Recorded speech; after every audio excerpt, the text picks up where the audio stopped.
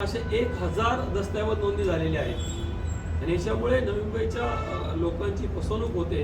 उद्या हे जर बिल्डिंग तोडल्या गेल्या लोकांनी म्हणून कोणत्या पण नोंदणी करू नये, आता सरकारला काही गोष्टी माहीत नाहीत, पण जाणून बुजून असा लिपिक दर्जाचा अधिकाऱ्यांनी बसवायचा आणि रजिस्ट्रेशन नोंदणी झालेली आहे 102 ते दस्त नोंदणी तातडीने रद्द करावी अशी आमची मागणी आहे।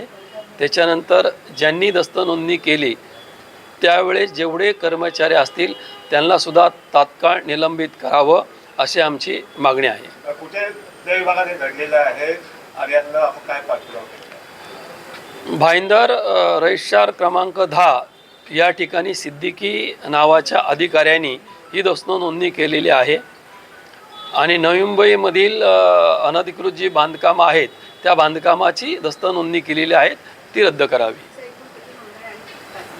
त्यांच्या अहवालामध्ये आम्ही तर जास्त बोललो होतो, पण त्यांच्या अहवालामध्ये त्यांनी जे दाखवलेलं आहे ते 102 त्यांनी स्वतःच म्हटलेलं आहे, 102 नोंदणी केलेलं आहे।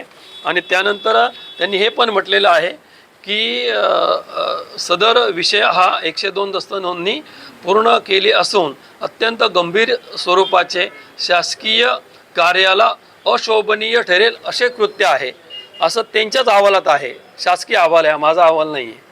त्यांनी स्वतः ते कबूल केलेलं आहे हो, ह्या लोकांनी चोऱ्या केलेल्या आहेत, ह्या लोकांनी चुकीच्या पद्धतीने केल्या आहेत, त्याच्यावरती कारवाई करा। आपली आता मागणी काय आहे? माझी मागणी आहे की दस्त नोंदणी रद्द करा आणि जे अधिकारी आहेत त्याला निलंबित झालं पाहिजे, त्याला जे पाठीशी घालतात त्यांना निलंबित केले पाहिजे। त्यावेळेस जे अधिकारी त्या ऑफिसमध्ये होते त्या सर्वांना निलंबित करावं अशी माझी मागणी आहे। आपण हे जे पेट्रोल हाती घेतलेले आहे, काय खात्री आहे की मागचे जे आपण शब्द एकतर पेट्रोल घेतले त्यानं मागे हटला होता? नाही, त्याच्यामध्ये आम्ही मागं हटलो नव्हतो। त्याच्यामध्ये सुनावणी लागली होती, हेरिंग लागली होती आणि हेरिंगमध्ये त्यांनी त्यांच्या बाजूने त्यांचं वर्चस्व असल्यामुळे निकाल लावून दिला। पण आता आमच्याकडे एकदम ऑथेंटिक सगळे पेपर आहेत, याच्यामुळे याचा पूर्णपणे पाठपुरावा करू आम्ही आणि त्याला निलंबित केल्याशिवाय आम्ही राहणार नाही आणि त्याच्यानंतर हे दस्त नोंदणी रद्द केल्याशिवाय आम्ही थांबणार नाही।